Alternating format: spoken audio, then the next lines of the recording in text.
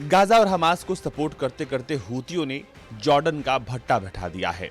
भट्टा इसलिए कह रहे हैं क्योंकि जॉर्डन का समुद्री व्यापार लगभग ठप हो चुका है। आज कहानी हूतियों की वजह से जॉर्डन को हुए नुकसान की। जॉर्डन के पास एक लौता बंदरगाह शहर है, नाम है अकाबा। अकाबा का व्यापार इस वक्त लाल सागर में हुए गतिरोध की वजह से बेहद प्रभावित हुआ है। जॉर्डन अपने मैरिटाइम ट्रेड के लिए लाल सागर पर पूरी तरीके से निर्भर है और लाल सागर में यमन के हूतियों का विद्रोह जो है वो अपने चरम पर है। इतना ज्यादा ये हो चुका है कि यहाँ पर कई देशों ने अपने युद्धपोत तैनात कर दिए हैं और हर रोज यहाँ पर छिटपुट लड़ाई की खबरें यहाँ से आ रही हैं। ऐसे में दुनिया भर की शिपिंग कंपनियों ने अब लाल सागर में अपने ऑपरेशन को नाक के बराबर कर दिया है। ऐसे में हो ये रहा है कि जो देश पूरी तरीके से लाल सागर पर निर्भर हैं, उनके लिए अब आगे आने वाली एक बड़ी चुनौती सामने है उनके, क्योंकि उनकी अर्थव्यवस्था पर बुरी तरीके से इसका असर पड़ने वाला है।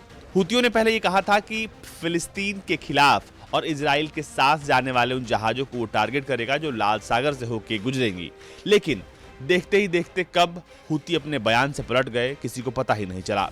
हूतियों ने अब लाल सागर से होकर जाने वाली उन तमाम कार्गो शिप्स को टारगेट किया जिसका संबंध सीधे या ये कह ले कि किसी भी तरह से इजराइल के साथ नहीं था। अब उन जहाजों को भी हूती जो है टारगेट कर रहे हैं, जिसकी वजह से दुनिया की बड़ी शिपिंग कंपनियां अब लाल सागर के रास्ते से अपना व्यापार नहीं करना चाहती, जिसकी वजह से जॉर्डन का इंपोर्ट एक्सपोर्ट ट्रेड पूरी तरीके से प्रभावित हो गया है।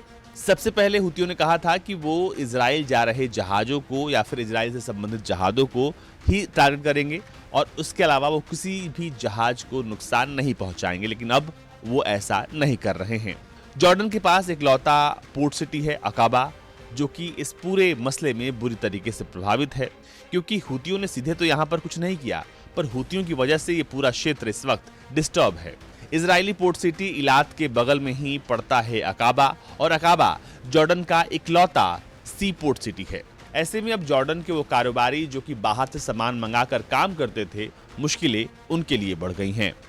अकाबा चैम्बर ऑफ कॉमर्स के चेयरमैन बताते हैं इन सब की वजह से स्थितियां बिगड़ गई हैं और इस वक्त शिपिंग क्राइसिस बहुत ज्यादा है। इस लड़ाई की वजह से तनाव इतना बढ़ गया है कि लोग अपने इन्वेस्टमेंट फ्लाइट और अपने कंज्यूमर बिहेवियर में यहाँ पर काफी चेंज देखने को मिल रहा है।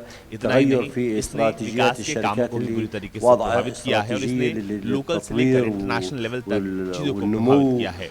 अब चीजें बदल रही हैं और इसका बुरा असर देशी इकोनॉमी पर पड़ रहा है और इससे जॉर्डन को नुकसान होगा। अकाबा में ऑटो पार्ट्स स्टोर चलाने वाले मूसा रज़ीक जो है वो बाहर से सामान मंगाते थे, लेकिन फिलहाल शिपिंग रूट पूरी तरीके से बंद है, ट्रेड रूट ब्लॉक है। ऐसे में अब इन्हें ये सामान बेहद मुश्किल से मिल रहा है। अगर मिल भी रहा है तो उसकी कीमत पहले से ज्यादा है और उसे मंगाने में जो खर्च होता था वो भी अब ज्यादा हो गया है। जॉर्डन के थिंक टैंक के आंकड़े ये बताते हैं कि जॉर्डन तकरीबन 27.3 बिलियन डॉलर 2022 में इसने इंपोर्ट किया था और इसका 1/3 हिस्सा जो है वो रेड सी के थ्रू इंपोर्ट हुआ था। ऐसे में एक बड़ा हिस्सा आप समझ सकते हैं कि जॉर्डन का जो है वो लाल सागर से होकर व्यापार का गुजरता है। इसके अलावा जॉर्डन का एक्सपोर्ट इंपोर्ट का बिजनेस है जिसमें खाद्य हैं, मिनरल्स हैं या फिर बहुत सारी चीजें हैं। वो 54% जो है वो लाल सागर से होकर गुजरता है। ऐसे में ये भी पूरी तरीके से प्रभावित है और इसकी वजह से, इस टेंशन की वजह से जॉर्डन की इकोनॉमी में भारी गिरावट देखने को मिली है। अब लोग ये उम्मीद जता रहे हैं कि जॉर्डन के विकास कार्यों से लेकर जॉर्डन की अर्थव्यवस्था पर इसका बहुत बुरा असर पड़ने वाला है और इन सब के पीछे सिर्फ एक वजह है, वो है हूती विद्रोही, यानी मुस्लिम भाइयों को सपोर्ट करने के लिए एक पूरे मुस्लिम देश को बर्बाद करने पर ये हूती आमादा हैं।